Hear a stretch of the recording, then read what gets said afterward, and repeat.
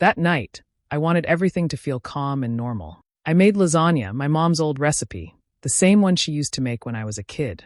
It felt strange cooking it again after so many years, but I wanted to keep the mood light. Luke helped me set the table while I tried to convince myself that maybe, just maybe, things would go smoothly. When my parents arrived, they were all smiles, acting polite and cheerful. Mom handed me a small box of cookies from a bakery she liked, saying, "Just a little something for dessert." It was the nicest she'd been in months, and that alone made me suspicious. Dad was quiet at first, looking around the house with that judgmental expression he always had, like he was inspecting something he already disapproved of. We sat down to eat. The conversation started out harmless, small talk about the weather, the neighbors, and Mark. Of course, it always came back to Mark. "He's still figuring things out," Mom said, cutting her lasagna. "He just needs a little more time." I nodded and kept eating. I'd learned long ago that disagreeing only led to arguments. Then, halfway through dinner, Mom set down her fork and smiled like she was about to share good news. "So," she said, looking between Luke and me, "we've sold the house." Luke paused mid-bite. "Sold it?" he asked, trying to sound casual. "Yes," Mom said, her tone bright and confident. "We've decided it's too much space for just us. We'll be moving in here next month." "Isn't that great?" For a moment, the whole room went silent. Even the clock ticking on the wall sounded louder. Luke froze, his hand tightening around his fork. My heart was pounding, but I kept my expression calm. I had expected this. I knew they would pull something like this eventually. Dad leaned back in his chair, adding, "It makes perfect sense. You've got all this space, and we're family. We'll help out, and it'll be good for everyone." Luke opened his mouth to say something, but I gently placed my hand on his knee under the table, signaling him to stay quiet. Instead, I smiled at my parents and said softly, "Wow, that's a big decision." They both nodded, pleased with themselves. They had no idea what I was really thinking. They believed they were taking charge, moving into our lives on their terms. But they didn't know that I had already changed the house's ownership months ago. The papers were signed, sealed, and tucked safely away. As they talked about how they'd decorate their new rooms and how family dinners will be so nice, I watched them closely. They looked so confident, so certain that I would say yes. It almost made me laugh. Inside, though, I felt something deeper, relief. Because this time, I wasn't powerless. They could make all the plans they wanted. My secret was already in motion, and soon, they'd realize this wasn't their home to control anymore. When my parents first started talking about retiring, I already knew what was coming. They began dropping little hints in every conversation. Mom would say things like, "It would be nice to spend our later years surrounded by family," or, "We shouldn't be alone at our age." At first, I pretended not to notice, but deep down, I knew what she really meant. They wanted to move in with me, and I could feel it coming, just like every other time in my life when they tried to control me. It always started with kind words, then guilt, and finally pressure. I wasn't going to let that happen again. I had worked too hard for my peace. So, months before that dinner, I made a decision I never thought I would make. I transferred the ownership of the house to Luke. It wasn't about hiding anything from him. I told him everything. He understood right away. He knew what my parents were capable of, how they could twist things until I felt trapped. He didn't question me. He just asked, "Are you sure this is what you want?" And I said yes, because for the first time in my life, I wanted control over my own space. We went to the lawyer quietly, without telling anyone. The process was simple, a few signatures, a few documents, and it was done. On paper, the house was now Luke's. In my heart, it felt like freedom. I wasn't doing it to trick my parents or to start a fight. I just wanted a way out if they ever tried to take over again. After that, I started noticing how their tone changed. Mom called more often, asking about how the house was coming along, or if there was enough space. Dad even offered to help with maintenance, something he had never cared about before. It was clear they were preparing to insert themselves into my life again. Every time the phone rang, I felt that old fear creeping back, the fear of being controlled, of not having a say in my own home. But then I'd remind myself, this time I had the upper hand. They didn't know that if they tried to push too far, they couldn't win. I started preparing in other ways too. I set clear boundaries with Luke about what we'd allow if they ever moved in temporarily. We agreed. No sharing finances, no decision-making about the house, no interfering in our routines. It might have sounded cold, but I needed that protection. When Mom called one night, pretending to ask about dinner plans but really fishing for details, I smiled and gave her vague answers. She thought she was being clever, but I could see through her words. She had done this my whole life, act sweet until she got what she wanted. But this time it wouldn't work. The papers were already signed, the ownership sealed. My parents could make all the plans they wanted, but the house and my peace were finally safe from their control. By the end of the week, My parents had packed their things. They left early in the morning, without saying much, their faces pale with fury and humiliation. I watched from the doorway as the moving truck pulled away, carrying everything they had tried to control. For the first time in years, the house felt quiet. It wasn't just quiet because they were gone. It felt like freedom. That afternoon, my phone rang. It was Mark. My older brother had been the golden child, the one who had always been protected no matter what he did. I hesitated before answering, knowing this call wouldn't be pleasant. "You did what?" he demanded, his voice sharp and accusing. "How could you betray Mom and Dad like that?" I took a deep breath. "Mark, I didn't betray anyone. I just protected my home, my life, and my marriage. They weren't moving in for love. They were moving in to control me again." He scoffed. "You're twisting this. They're your parents. You owe them respect." I could feel my patience slipping, but I stayed calm. "If you don't believe me, check your messages," I said. I sent him screenshots of the texts and emails my parents had sent, mocking me behind my back, complaining about my cooking, criticizing my decisions, and belittling my marriage. There was a long silence on the other end. Then Mark's voice, softer this time, said nothing at all. He had no words. It was strange to hear that silence, but it was exactly what I needed. For once, I didn't feel the weight of guilt pressing on me. I didn't have to explain myself or apologize for standing up to people who had spent years trying to control me. I had finally drawn the line, and no one could cross it. The house felt different after that. Every corner, every room felt lighter. Luke and I moved through our space without tension, without the constant anxiety of knowing someone was judging or manipulating us.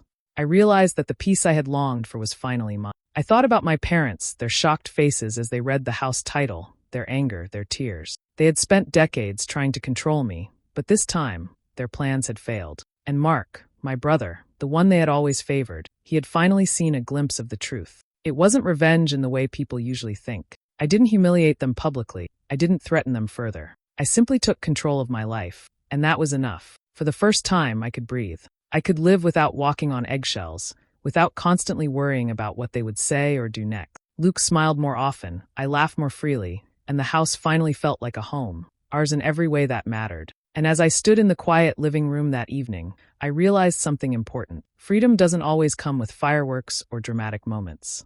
Sometimes it comes with silence, with calm, with the knowledge that you finally made the right choice for yourself. I felt light, unburdened, and for the first time, truly free. Weeks had passed since my parents left, and life finally felt normal again. The tension that had filled the house for months was gone, replaced by a calm I hadn't felt in years. One evening, I set the table for dinner, just like I used to, simple plates, fresh vegetables, and a warm loaf of bread. Luke came in from the kitchen carrying a tray of roasted chicken, and we sat together, smiling quietly. For the first time, the house felt like ours. Every corner, every little detail, was ours to enjoy without fear of criticism or control. I looked around the dining room and realized that what had been missing for so long wasn't just a home, but peace.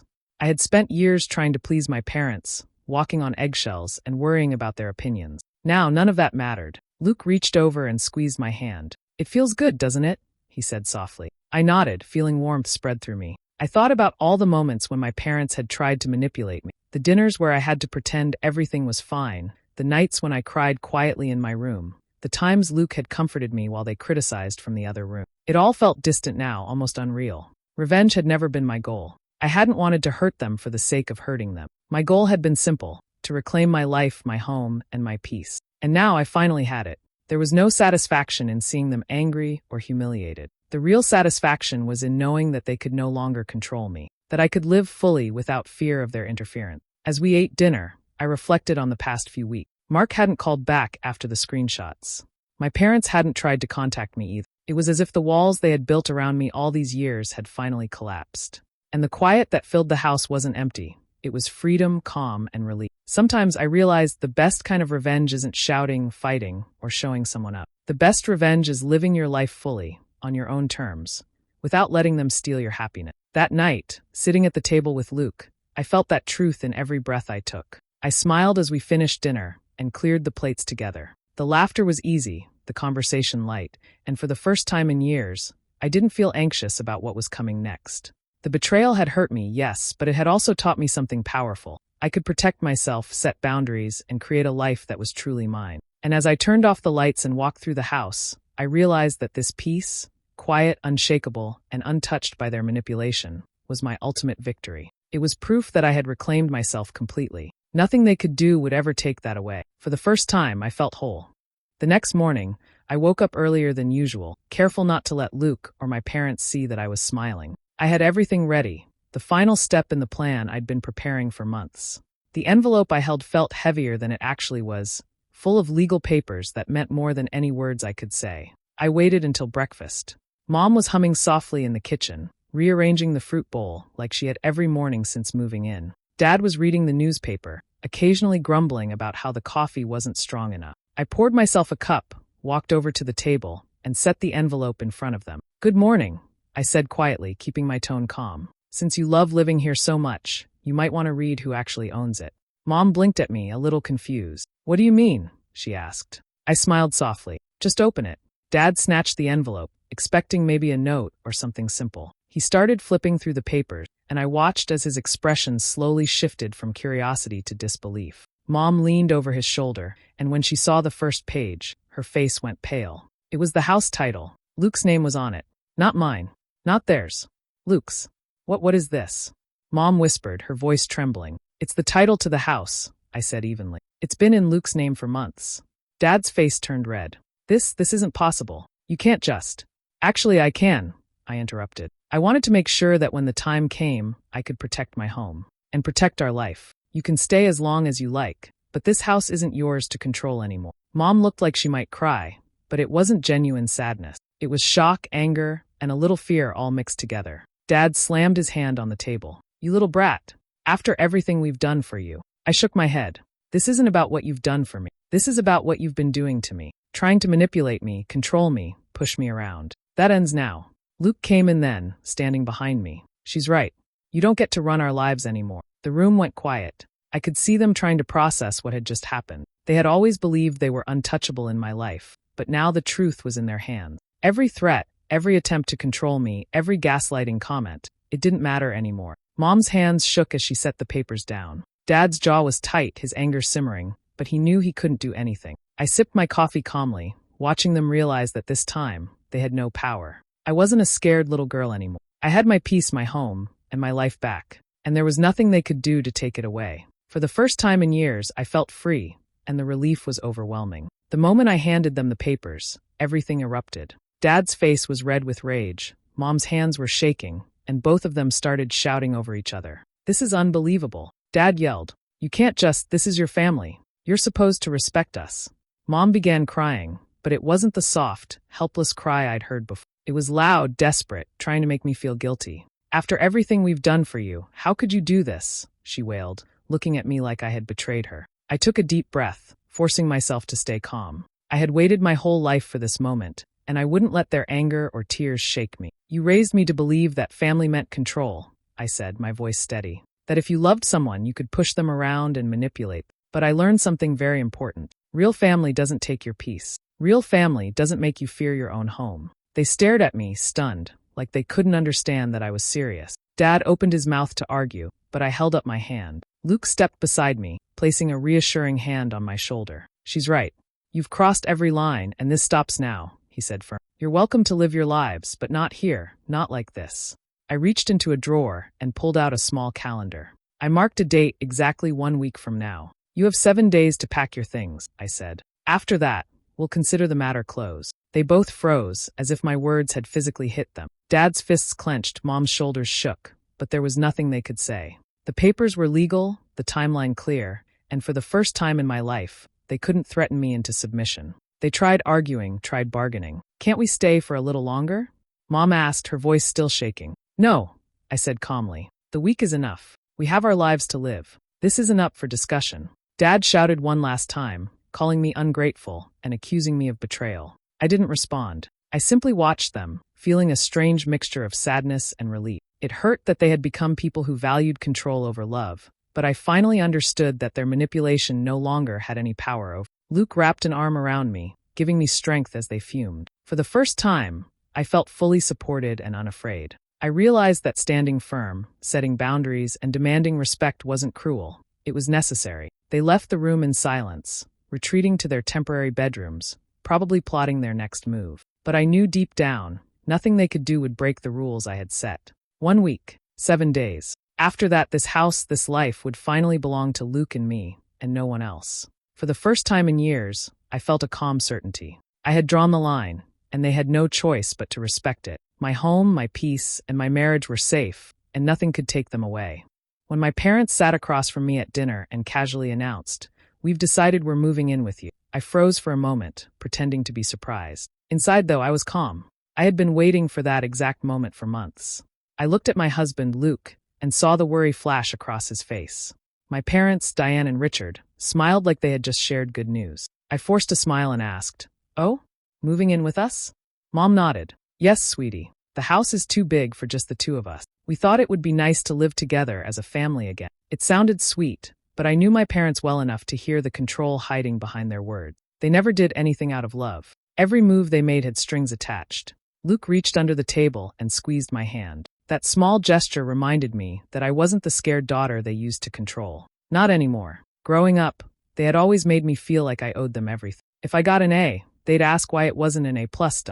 If I wanted something, I was selfish. But when my brother Mark needed help, they dropped everything. He could make mistake after mistake, and they'd still treat him like a golden child. It took me years to understand that nothing I did would ever be enough for them. So when they said they wanted to move in, I already knew what it meant. They weren't looking for comfort or family. They wanted control again, over me, over Luke, over the life I had built without them. I smiled politely through dinner as they talked about how they'd help around the house and keep us company. Luke stayed quiet, though I could tell he was angry. He'd seen how my parents treated me before. When we first got married, Mom called me every day, giving me advice on how to be a better wife. Dad criticized everything Luke did, the way he spoke, the car he drove, even his job. When we bought our house, they didn't congratulate us. Instead, Mom laughed and said, "Don't get too comfortable. Houses come with responsibilities you can't handle." Those words had stayed with me. They pushed me to protect what was mine. As the dinner went on, I noticed how confident they were, as if their decision was final.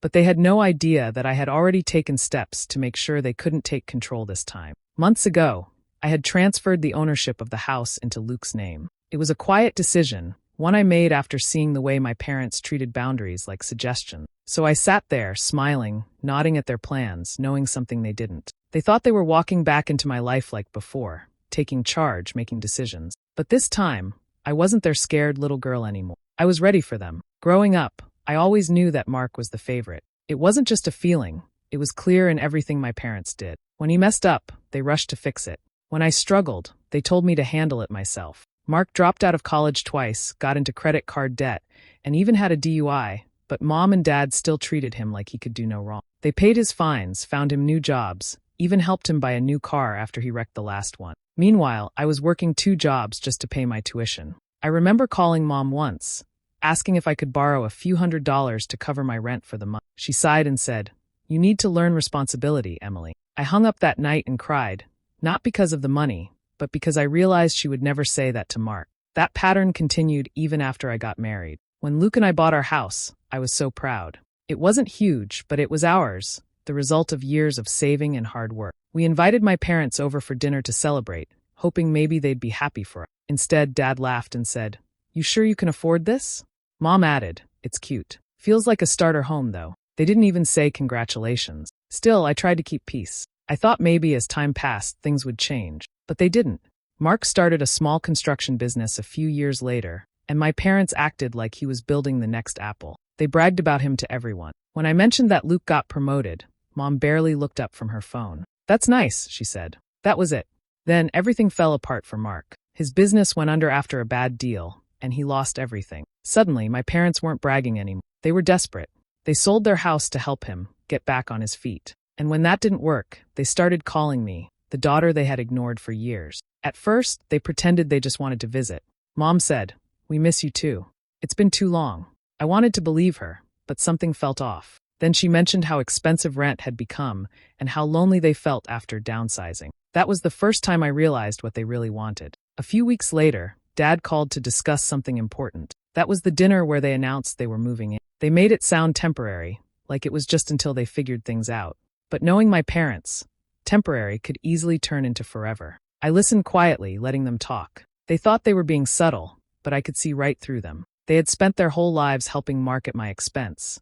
And now that their golden boy had failed, they wanted to lean on me, the daughter they once called too independent. They had no idea that I wasn't the same person anymore, and this time, I wouldn't let them take over my life again. When my parents finally moved in, I tried to stay calm and remind myself that it was only temporary. I told Luke we just had to be patient, that maybe things wouldn't be as bad as I feared. But I was wrong. From the very first week, they started changing everything. Mom complained about the kitchen layout, saying it was poorly designed. She began rearranging my cabinets without asking, moving things around because, as she said, this is how a proper kitchen should look. Dad didn't like the living room, so he dragged the couch across the floor one morning, claiming it looked better that way. I felt like a guest in my own house. Then the comments started. They weren't loud or obvious at first, just little digs meant to get under my skin. You cook too much pasta, Emily, Mom would say. Luke needs more protein. You should learn real meals. Or Dad would laugh and tell Luke, you work too much. No wonder she looks lonely all the time. I tried to ignore it, but every word chipped away at me. Luke did his best to stay polite, but I could see the frustration in his eyes. He was trying to keep peace for my sake, but it was clear my parents were testing him, trying to drive a wedge between us.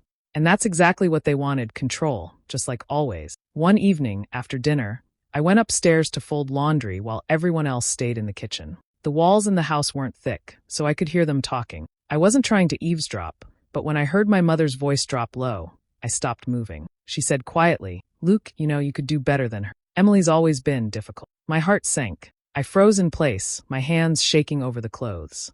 I waited, praying Luke would shut her down immediately. There was silence for a moment before I heard him say, with a steady voice, don't ever say that again, Mrs. Carter. Mom laughed awkwardly, trying to play it off. Oh, I didn't mean anything bad. I just think she's always been emotional. That word, emotional, hit me like a slap. It was the same thing she used to call me as a teenager whenever I tried to stand up for myself. I sat on the bed and felt my eyes sting. It wasn't just about the words. It was about how easily she could still try to destroy me, even in my own home. When Luke came upstairs later, he didn't mention it. He just held me close and said softly, we need to do something. And he was right. That night, something inside me changed. I realized being polite wasn't working anymore. My parents weren't going to stop until I broke completely, or until I finally made them leave. As I lay awake, staring at the ceiling, I decided that I wasn't going to let them win. They had no idea I still had one final move left, and soon, they'd understand exactly what I'd been preparing for all along. It didn't take long before things went from uncomfortable to unbearable. My parents had been slowly crossing lines since they moved in, but what Luke discovered one morning pushed everything over the edge. He had gone to check the mailbox before work and found several opened letters that were addressed to me. At first, he thought it might have been a mistake, but when he noticed that some of my bank statements were missing, he knew something was wrong. That evening, when I came home, he showed me the torn envelopes and said quietly, Emily, they've been going through our mail. I stared at the pile on the table, feeling my stomach twist. I wanted to believe it wasn't true, but deep down, I knew it was exactly the kind of thing my parents would do. They never respected privacy. Not when I was a teenager, not now. I tried to stay calm and asked Mom about it after dinner. She looked surprised, then smiled that fake smile she always used when she was lying. Oh honey, we were just curious. We thought maybe it was something important. You're too busy to check your mail sometime. I clenched my hands under the table. It's my personal mail, I said quietly. Dad didn't like my tone. He frowned and said, don't start with the attitude, Em. We live here now. We have a right to know what's happening in this house. I couldn't believe what I was hearing. Before I could respond, Luke stepped in. With all due respect, Mr. Carter, you don't have that right. This is our home. Our mail is private. Dad's voice rose. Our home, he said sharply. This is our house now, too. We deserve comfort and respect. We've given our lives to raise you, and this is how you treat us. I felt something inside me snap. The way he said our house made it clear. This had never been about family. It was about control, just like always. They didn't move in because they needed love or company. They moved in because they couldn't stand not being in charge of my life. I stood up, my hands trembling, but my voice came out steady. You moved in because you wanted to run my life again. You can't stand that I'm not that scared little girl anymore. Mom gasped like I had said something cruel, and Dad shook his head in anger. You're ungrateful, he said. We gave you everything. Luke stood beside me and said firmly, you gave her control, not love. The room went quiet after that. My parents looked stunned, as if they couldn't believe I was finally standing up to them. For years, I had kept my head down, letting them push me around, but not anymore. That night, I sat awake thinking about everything. The open mail, the lies, the invasion of privacy. I realized that there was no way to fix things by talking. They would never see what they were doing wrong because, to them, control meant love. And if I didn't stop it soon, they'd destroy everything Luke and I had built. That was the night I decided it was time to show them the truth, and to finally end this on my terms.